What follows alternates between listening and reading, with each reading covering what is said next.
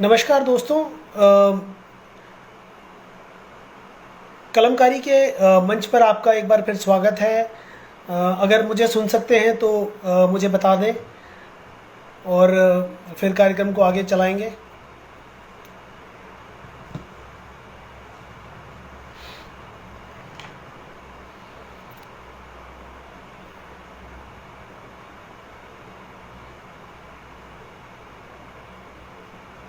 मनीष जी अगर सुन सकते हैं तो थोड़ा मुझे जानकारी दे दें।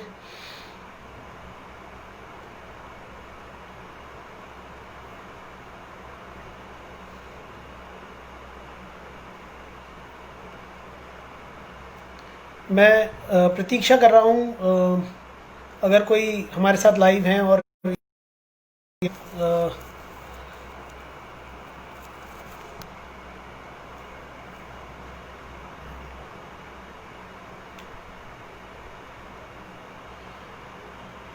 क्या आप मुझे सुन सकते हैं?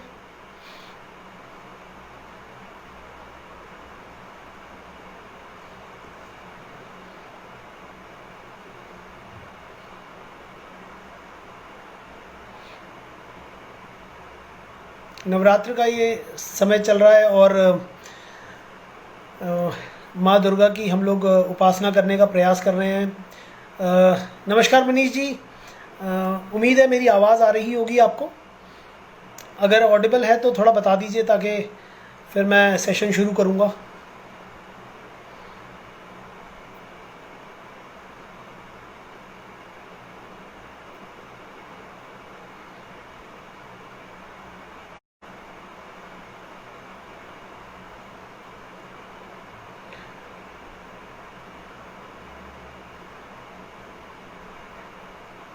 आपको आवाज़ आ रही है मनीष जी?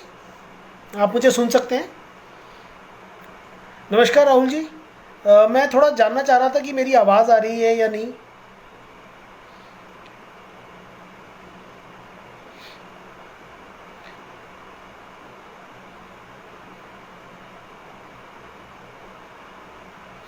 लाइव सेशंस में ये एक थोड़ी बात रहती है। अच्छा मनीष जी, शुक्रिया आपका। मुझे जवाब मिल गया है तो आप मुझे सुन सकते हैं। मैं सेशन का आरंभ करता हूँ, उसको शुरू करता हूँ। तो एक बार फिर आप सबको का हार्दिक अभिनंदन। कलमकारी कार्निवल के इस मंच पर मनीष धारीवाल जी की एक शानदार पहल। और जैसा कि आप जानते हैं कि नवरात्र के इस अवसर पर हम लोग देवी के 9 स्वरूपों की एक एक करके प्रतिदिन चर्चा कर रहे हैं। और इस मंच पर मैं हूं आपका दोस्त आशुतोष गर्ग। मैं आपके लिए 7:15 रोज़ शाम को देवी के एक रूप की चर्चा आपके साथ करता हूं।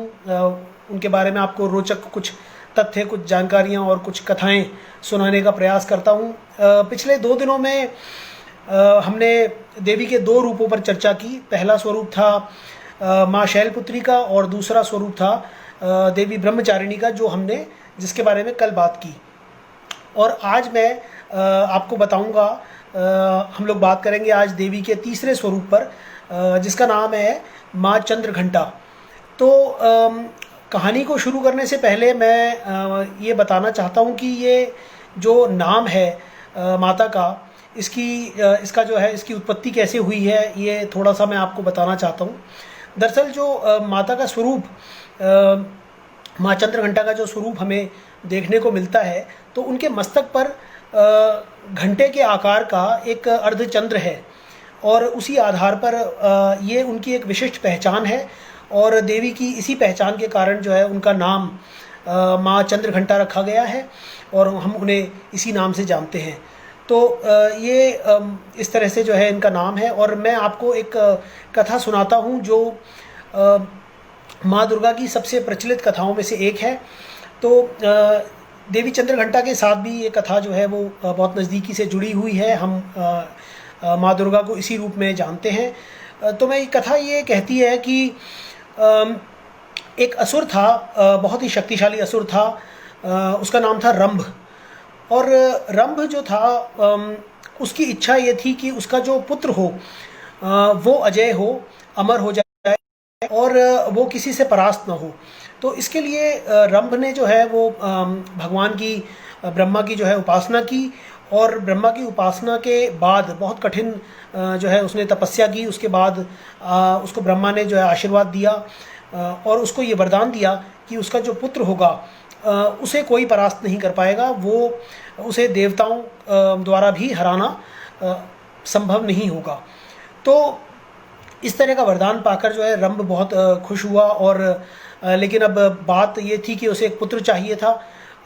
ये एक थोड़ी हमें जो है ग्रंथों में एक थोड़ी सी विचित्र स्थिति देखने को मिलती है, लेकिन कथा यही कहती है कि रंभ को जो है एक महिषी से पर जो है उसका मन आसक्त हो गया। महिषी का अर्थ जो है वो होता है भैंस।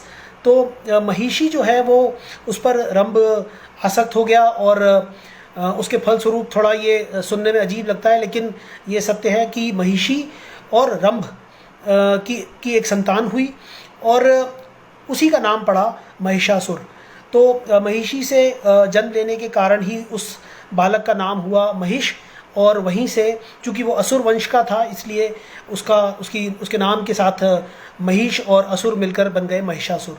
तो इस तरह महिषासुर का जो है जन्म हुआ और वो चूंकि उसे अजय होने का वरदान प्राप्त था तो इसलिए उसकी हिम्मत, उसका दुस्साहस बढ़ता चला गया। समय के साथ वो बहुत ही अत्याचारी और आतताई होता गया और नतीजा ये हुआ कि उसने तीनों लोगों में जो है आतंक फैला दिया। और उसकी फिर नज़रें, एक समय आया जब उसकी दृष्टि स्वर्ग लोक तक पहुंच गई और उसने देवताओं को भी दुखी करना, उन्हें परेशान करना आरंभ कर दिया। और उसकी इच्छा ये थी कि वो देवलोक का स्वामी बन जाए, सब देवताओं को अपने अधीन कर ले। यहाँ तक कि उसने उन्हें त्रस्त करके, उन्हें परेशान करके बहुतों की शक्तियाँ छीन ली। और जब पूरा लोक जो है देवलोक भी जब महिषासुर के आतंक से कांपने लगा और देवताओं ने कई बार उससे युद्ध किया और वो हर बार परास्त हुए क्योंकि उसे ब्रह्मा का वरदान था।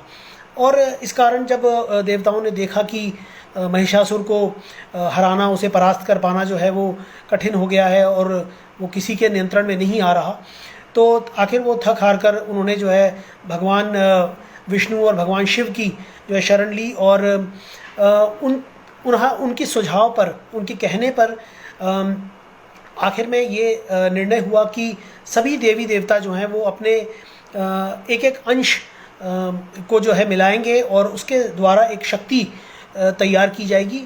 तो इस तरह कथा ये कहती है कि सब देवताओं ने अपनी थोड़ी थोड़ी शक्तियाँ, अपनी शक्तियों का और अपने स्वरूप का एक अंश जो है वो उसे मिलाया और उसके संयुक्त रूप से जो है देवी को प्रकट किया। और वो देवी जो हैं उन्होंने आखिर में जो है कथा कहती है कि उन्होंने दुर्गा का रूप लिया और महिषासुर के साथ जो है देवी ने युद्ध किया। और ये युद्ध जो है बताया जाता है कि ये 9 दिन युद्ध चला और उसके बाद आखिर में माँ दुर्गा ने जो है उसको महिषासुर का उसका वध कर दिया, उसे मार दिया। और यही कारण था कि महिषासुर का मर्दन करने के कारण देवी का एक नाम जो है वो महिषासुर मर्दिनी पड़ा। तो महिषासुर मर्दिनी की ये कहानी बहुत जो है प्रसिद्ध है, बड़ी विख्यात है। बहुत सारे लोग शायद रंभ के बारे में न जानते हों, तो कुछ मैंने आपको एक नई और रोचक बात बताने का प्रयास किया। महिषी के बारे में मैंने आपको जानकारी दी। और ये कथा आपको जो है मैं एक बार पहले भी आपसे निवेदन कर चुका हूँ कि महिषासुर मर्दिनी की माँ दुर्गा की ये कथा आपको मार्कंडेय पुराण में मिल जाएगी। और वहीं से जो है चूँकि ये युद्ध 9 दिन चला और बाद में माँ जो हैं भगवती वो विजयी हुई और महिषासुर को उन्होंने मार दिया। तो इसी उपलक्ष्य में माता की पूजा की जाती है, उन्हें शक्ति का स्वरूप माना जाता है और उनकी उसी रूप में पूजा की जाती है। तो ये जो है कथा हमें एक नवरात्र के सिलसिले में जुड़ी हुई मिलती है। और अब मैं आपको देवी चंद्रघंटा के कुछ स्वरूप की और थोड़ी सी जानकारी दूंगा। इनके जो है देवी के इनकी 10 भुजाएं बताई जाती हैं। हमने पहले जो 2 देवियों के रूप देखे हैं उनमें उनके 2-2 ही हाथ या 2-2 ही भुजाएं जो हैं वो बताई जाती हैं, लेकिन माँ चंद्रघंटा जो हैं उनकी 10 भुजाएं हैं और उन 10 भुजाओं में अस्त्र शस्त्र और अनेक दूसरी वस्तुएं जो हैं वो धारण करती हैं। जो 10 चीज़ें उन्हें उनके हाथ में देखने को मिलती हैं, वो एक है त्रिशूल, धनुष, बाण, ये 3 है, एक कमल है, 4 गदा, कमंडल, तलवार, माला, ये 8 जो हैं वो उनके हाथ में वस्तुएं रहती हैं। 2 हाथ जो है वो माता के खाली हैं, एक लेकिन उसमें उन 2 हाथों में आपको 2 तरह की मुद्राएं देखने को मिलेंगी। एक जो है वो अभय की मुद्रा है, जिसे अभय मुद्रा कहते हैं, और एक ज्ञान मुद्रा है, उसे ज्ञान मुद्रा कहते हैं। तो ये 10 भुजाएं जो हैं इस तरह से माता की आपको उनका जो स्वरूप देखने को मिलता है उसमें आप इन्हें देख सकते हैं। जो माता के जो शरीर का रंग है वो स्वर्ण है, स्वर्णिम रंग है, चमकीला रंग है। और इनके अगर वाहन की बात करें तो माँ चंद्रघंटा जो है वो सिंह पर सवार है, उनका वाहन सिंह है। मैंने आपको बताया था कि पहली जो देवी हैं शैलपुत्री वो वृषभ पर सवार रहती हैं, दूसरी देवी ब्रह्मचारिणी का कोई वाहन नहीं है, लेकिन चंद्रघंटा जो है वो उनका वाहन सिंह है। और सिंह जो है वो पराक्रम और वीरता का आप जानते हैं वो प्रतीक है। तो देवी की उपासना करने से जो व्यक्ति है जो उनकी उपासना करता है, पूजा करता है, उनकी साधना करता है, उसे वीरता और पराक्रम उसके स्वभाव में विकसित होने लगते हैं, ऐसा माना जाता है। और मैं आपको ये भी बताना चाहता हूँ कि देवी चंद्रघंटा को भी भगवान शिव के रूप में जो है पति प्राप्त हुए, और चूँकि उनके मस्तक पर भी चंद्र का निशान है तो और भगवान शिव भी आप जानते हैं कि वो भी मस्तक पर चंद्रमा धारण करते हैं। तो देवी चंद्रघंटा के जो शिव रूप में पति हैं उनका नाम है चंद्रेश्वर। तो वो भगवान शिव का ही रूप है, लेकिन उनका नाम हमें चंद्रेश्वर मिलता है। और जब हम देवी की उपासना करते हैं, और मैंने आपको शरीर के 7 चक्रों के बारे में बताया था, कल हमने बात की स्वादिष्टान चक्र की, जो कि नाभि से 4 इंच लगभग नीचे रहता है। और इसी तरह जो चंद्रघंटा की जब हम उपासना करते हैं, उनकी पूजा करते हैं, तो उस समय जो जिस चक्र पर हमारा ध्यान केंद्रित रहता है उसे कहते हैं मणिपुर चक्र। और ये मणिपुर चक्र नाभि से 4 इंच ऊपर रहता है। तो जब माँ चंद्रघंटा की उपासना करें तो आपसे अनुरोध है कि मणिपुर चक्र पर जो है आप अपना ध्यान केंद्रित कीजिए। इससे जो भी सांसारिक दुख हैं, परेशानियां हैं, कष्ट हैं, उनसे मुक्ति मिलती है, वो आपके कष्ट हैं। देवी की मुद्रा आप पाएंगे कि वो क्रोधित मुद्रा है, क्रुद्ध जो है मुद्रा है, और युद्ध के लिए वो तैयार रहती हैं, तत्पर रहती हैं। लेकिन एक और जो है बड़ी रोचक बात यहाँ देखने को मिलती है कि देवी चंद्रघंटा का एक शांत और सौम्य रूप भी कहीं कहीं देखने को मिलता है। और उस रूप में लेकिन उनका नाम जो है वो चामुंडा है। आपने ज़रूर सुना होगा ये नाम माता का। ये उनका सौम्य रूप है, शालीन रूप है, और इसकी उपासना करने से भी स्वभाव में सौम्यता और विनम्रता जो है जागृत होती है। तो ये देवी के एक ही देवी के 2 अलग अलग स्वरूप हैं। उनका जो सौम्य रूप है वो चामुंडा है, लेकिन जो उनका क्रोध वाला रूप है वो चंद्रघंटा रूप है। ऐसा भी माना जाता है कि मैंने आपको बताया कि उनके मस्तक पर जो है घंटे के आकार का एक अर्धचंद्र है। तो उसकी ध्वनि से बताते हैं कि जो आसुरी शक्तियां हैं, पिशाच हैं, नर हैं, जो राक्षस हैं, असुर हैं, वो भयभीत रहते हैं, दूर रहते हैं। इसलिए भी अगर भय लगता है, अगर कोई व्यक्ति थोड़ा निर्भय रहना चाहता है, तो इसलिए भी देवी की उपासना से, माँ चंद्रघंटा की उपासना से उसका लाभ निश्चित रूप से मिलता है। और हमें 2-3 चीज़ों पर और बात करनी है। आप जानते हैं कि मैंने आपको एक नवार्ण मंत्र बता रखा है, ओम रीं क्लीं चामुंडाय विच्चे। तो ये जो मंत्र है नवार्ण मंत्र है, इसमें 9 अक्षर हैं। आज तीसरा दिन है, तो जो इस मंत्र के हिसाब से तीसरा वर्ण है वो है क्लीं। तो माँ चंद्रघंटा का जो वर्ण है मंत्र का वो है क्लीं। तो और जो इनका ग्रह है इनकी उपासना करने से जिस ग्रह दशा की शांति होती है वो आपके अनुकूल हो जाता है, वह ग्रह है मंगल। तो अगर अगर मान लीजिए कोई व्यक्ति है जिसको मंगल ग्रह की परेशानी है या उसके उसके किसी दोष के कारण कोई व्यक्ति दुखी है, पीड़ित है, तो माँ चंद्रघंटा की उपासना से मंगल ग्रह जो है वो शांत होता है और आपको इसका लाभ मिलता है। एक और चीज़ है जो आप हमेशा मैं आपके साथ जिस पर चर्चा करता हूँ, और वो है औषधि।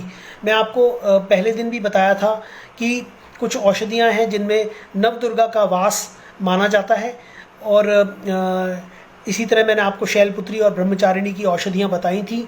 आज चूँकि हम बात कर रहे हैं माँ चंद्रघंटा की, तो चंद्रघंटा की जो औषधि है वो मानी जाती है, उसका नाम है चंद्रशूर।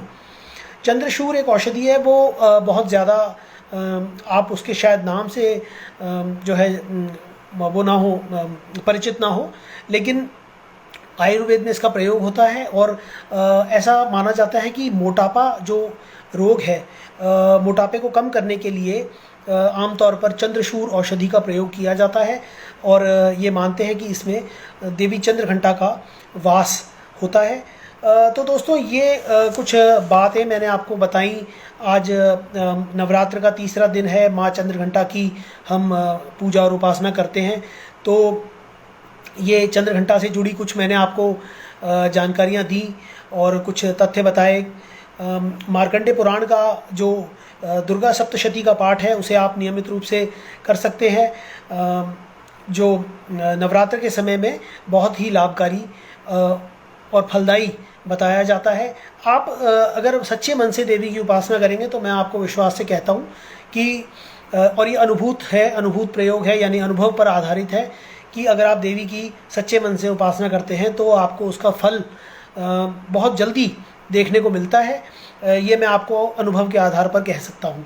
तो मैं देवी से कामना करता हूँ कि उनकी कृपा आपके ऊपर बनी रहे और आपको अच्छा स्वास्थ्य, सुख, समृद्धि और संपन्नता प्राप्त हो। तो माँ दुर्गा की आप उपासना करते रहें। आपसे कल फिर देवी के चौथे स्वरूप के बारे में चर्चा करने के लिए फिर हाजिर होऊंगा। देवी का जो चौथा स्वरूप है उसे कहते हैं कूष्मांडा। तो कूष्मांडा जो स्वरूप है देवी का, उस पर मैं आपके साथ कल फिर 7:15 बजे उपस्थित रहूँगा और फिर आपसे बात करेंगे। कुछ नई रोचक जानकारियाँ, एक नई कहानी माँ कूष्मांडा की आपके लिए लेकर आऊँगा, और इसी तरह के बारे में, ग्रहों के बारे में, औषधियों के बारे में, मंत्र के बारे में और भी कई चीज़ें आपको रोचक और लाभकारी करने की चेष्टा करूंगा। तो मैं उम्मीद करता हूं कि आपको आज की चर्चा पसंद आई होगी। अगर कोई प्रश्न हो आपके मन में इस विषय से जुड़ा तो आप पूछ सकते हैं। जैसा कि आप जानते हैं कि मैं 9 दिनों तक रहूंगा आपके साथ, आने वाली इस महीने की 25 तारीख तक। तो तब तक इस बीच भी कभी आपके मन में अगर कोई प्रश्न उठता है किसी भी रूप को लेकर, या माँ दुर्गा के बारे में अगर आप कुछ जानना चाहते हैं, तो आप मुझे संपर्क कर सकते हैं, मुझे मैसेज कर सकते हैं। और इसी के साथ मैं इस चर्चा को विराम देना चाहता हूँ। बहुत ही लगन और परिश्रम के साथ इस मंच को चला रहे हैं। आपको नित नए लोगों के साथ आपको उनको सुनने का और उनके इंटरव्यू और उनके साक्षात्कार, उनके विचार जानने का आपको प्रतिदिन मौका मिलता है। तो इसके लिए मनीष धारीवाल जी को एक बार फिर मैं बधाई देता हूँ, कलमकारी मंच का, और एक बार आभार व्यक्त करता हूँ कि उन्होंने मुझे इस कार्यक्रम के ज़रिए, इस श्रृंखला के ज़रिए माँ भगवती की कुछ देर उनकी पूजा, उनकी उपासना करने का, उन्हें याद करने का मौका दिया है। मैं उसके लिए आपका बहुत बहुत आभारी हूँ। आपसे इजाज़त लेता हूँ। कल फिर मुलाकात होगी शाम 7:15 बजे। तब तक के लिए नमस्कार। जय माता की। नमस्कार।